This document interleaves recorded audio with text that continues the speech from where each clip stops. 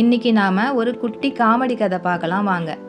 Engineering படிச்சுட்டு ரொம்ப நாளாக வேலை கிடைக்காத இன்ஜினியர் ஒருத்தர் நம்ம டாக்டர் ஆகிடலாம் அப்படின்னு நினச்சி ஒரு கிளினிக்கை ஓப்பன் பண்ணார். வாசலில் ஒரு போர்டு எழுதி மாட்டினார்.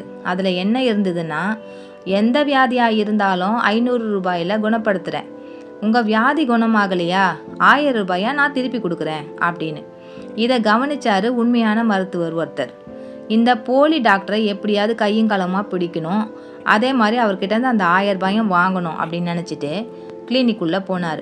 போய், டாக்டர், என் நாக்கில் எந்த சுவையுமே உணர முடியல அப்படின்னு சொன்னாராம்.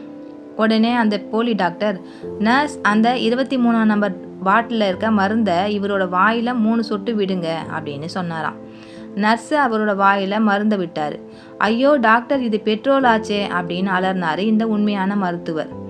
வெரி குட், இப்போ உங்களுக்கு சுவையை உணர்த்துகிற நரம்பு நல்லா வேலை செய்யுது, அதனால் உங்களால் எல்லா சுவையும் உணர முடியுது, 500 ரூபா ஃபீஸ் எடுங்க அப்படின்னு சொன்னாராம்.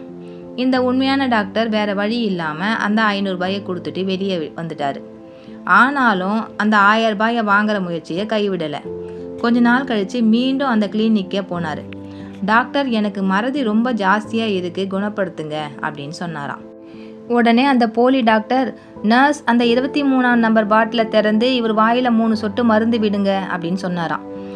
உடனே இந்த உண்மையான டாக்டர், ஐயோ டாக்டர், அது பெட்ரோல் ஆச்சே அப்படின்னு அலர்னார். வெரி குட், உங்கள் மெமரி பவர் நல்லா ஆயிடுச்சு, 500 ரூபா என்னோட ஃபீஸ் எடுங்க அப்படின்னு சொன்னாராம் இந்த இன்ஜினியர் டாக்டர். இந்த முறை ஏமாந்து 500 ரூபா கொடுத்துட்டு வந்துட்டார். கொஞ்ச நாள் கழித்து மறுபடியும் அந்த கிளினிக்கு வந்தார். எனக்கு கண் பார்வை சரியில்லை, ஏதாச்சும் மருந்து தாங்க டாக்டர் அப்படின்னு சொன்னாராம். சாரிங்க, என்கிட்ட இந்த வியாதிக்கு மருந்து இல்லை, அதனால் நான் சொன்ன மாதிரி 1000 ரூபாயை உங்களுக்கு கொடுக்குறேன், இந்தாங்க அப்படின்னு ஒரு ரூபா நோட்டை நீட்டினார் அந்த போலி டாக்டர்.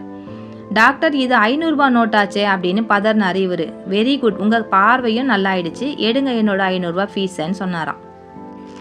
இந்த கதை மூலம் நம்ம என்ன தெரிஞ்சுக்கலான்னா, பிழைக்க தெரிஞ்சவன் எப்படி இருந்தாலும் பிழைச்சிக்குவான்.